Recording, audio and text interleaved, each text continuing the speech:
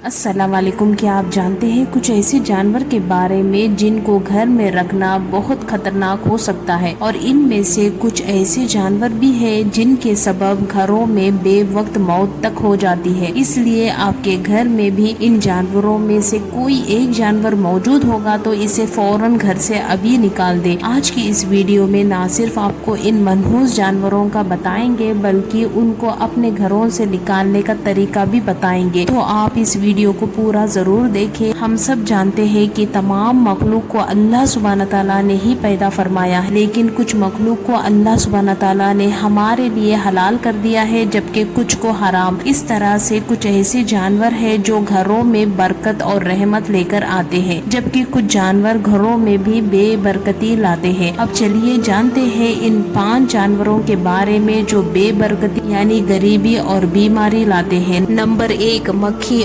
उलमाए कराम मक्खी का शुमार नाजिस तरीन मखलूक के साथ में करते हैं। मक्खी रिस्क की तंगी भी लाने की वजह बनती है। यहूदी और ईसाई तो मक्खी को शैतान का दोस्त मानते हैं, क्योंकि एक मक्खी की 3000 आंखें होती है, यानी इसके मुंह के दोनों तरफ 1500 आंखें मौजूद होती है। ईसाइयों और यहूदियों का मानना है कि इनमें से सिर्फ 2 आंखें मक्खी की अपनी होती है, जबकि बाकी की आंखें शयातीन की होती है, और इन आंखों के जरिए से वो इंसानों पर नजर रखते हैं। रिसर्च के अनुसार मच्छरों के बाद इंसानों में सबसे ज्यादा बीमारियां फैलाने वाली और इंसानों की मौत का सबब बनने वाली मखलूक का नाम मक्खी है, क्योंकि आपको पता है मक्खी कितनी गंदे जगह पर बैठती है। जहां आपको घाव होगा वो उस घाव पर बैठती है और बहुत सी गंदगी में वो रहती है। तो अगर वो घर में आती है तो आपके खाने में फल फ्रूट पे हर खाने की चीज पर वो बैठती है तो अपने असरात जरूर छोड़ती है, तो इससे आपको बीमारियां होने के चांसेस बहुत ज्यादा बढ़ जाते हैं। बुजुर्गों का कहना है कि मक्खी जिसे आम तौर पर अगर घर से भगाना हो तो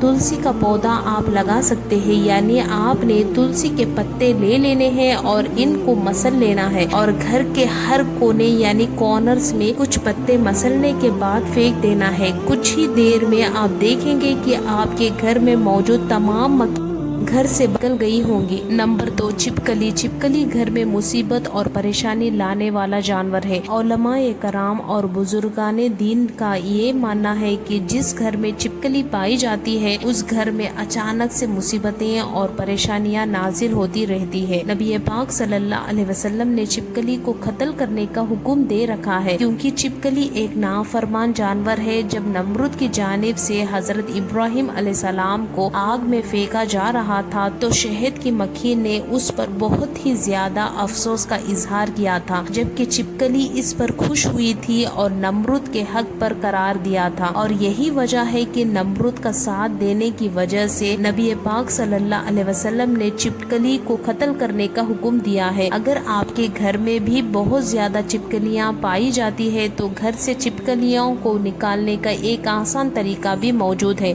आपने अंडे के छिलके ले लेने हैं और घर के जितने भी कोने हैं जिन कोनों में छिपकलियां होती है वहां इन छिलकों को रख देना है। कुछ ही देर में आप देखेंगे कि आपके घर में जितने भी छिपकलियां थी वो घर से निकल जाएगी। छिपकली जहरीली होती है। आम तौर पर शाम के काटने पर आप 1 से 2 घंटे जी सकते हैं और आपका इलाज भी हो सकता है, लेकिन अगर छिपकली आपके चाय में या आपके पानी में गिर जाए या आप किसी तरह से उसको खा ले तो आप मिहाज 30 सेकेंड 60 सेकेंड का वक्त मिलेगा और इसमें बहुत ज्यादा चांसेस होते हैं इंसान की मौत होने के। छिपकली को मारना इस्लाम में जायज है, क्योंकि ये इंसानों की दुश्मन है, ये इंसान को नुकसान पहुंचाती है। नंबर 3, चूहा।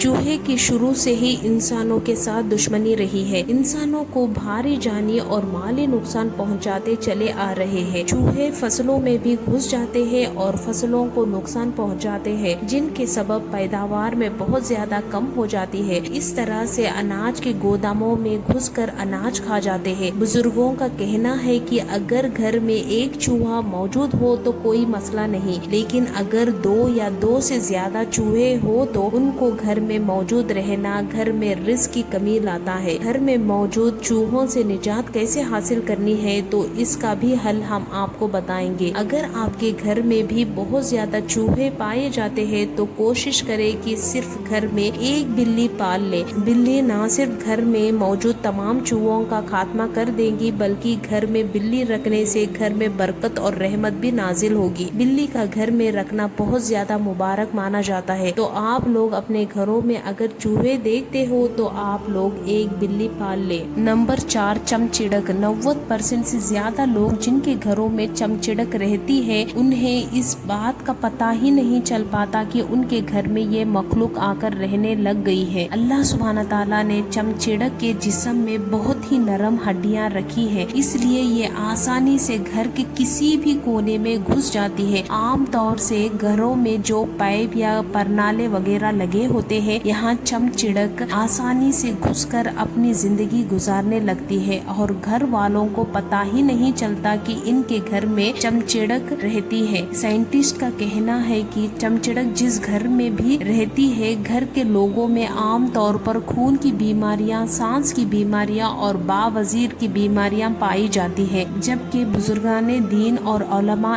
کرام کا کہنا ہے کہ جس گھر میں بھی چمچڑک آ کر اپنا بسیرا کر لیتی ہے تو اس گھر میں بے برکتی آتی ہے۔ اکثر پائپوں میں، پرنالوں کے پیچھے یا ایسی جگہ پر جہاں سارا سامان پڑا ہوتا ہے وہاں صبح کے وقت غور سے دیکھیے کہ اگر وہاں آپ کو گول گول دانوں میں بیٹ نظر آتی ہے تو سمجھ جائے کہ آپ کے گھر میں بھی چمچڑک رہتی ہے۔ نمبر 5، لال بیگ۔ بزرگوں اور علماء کرام کے مطابق لال بیگ ناجس کیڑا ہے۔ جس گھر میں بھی بہت زیادہ تعداد میں لال بیگ پائے جاتے ہیں اس گھر میں رحمت نہیں آتی، وہ بے برکتی اور نحوست اس گھر کی قسمت بن کر رہ جاتی ہے۔ ریسرچ میں یہ بات سامنے آئی ہے کہ لال بیگ بہت ہی زیادہ خطرناک کیڑا ہوتا ہے۔ لال بیگ ایسے کیمیکلز کو چھوڑتے ہیں جو دل کی بیماریاں پیدا کرتے ہیں۔ اگر گھروں میں لال بیگ کیڑے پائے جاتے ہیں تو ان گھروں کے رہنے والوں کے پیٹ میں بھی کیڑے ہو جاتے ہیں۔ اس لیے اگر آپ کے گھر میں بھی کبھی لال بیگ پائے جاتے ہیں تو ان سے نجات حاصل کرنے کے لیے ایک بے حد آسان طریقہ یہ ہے کہ رات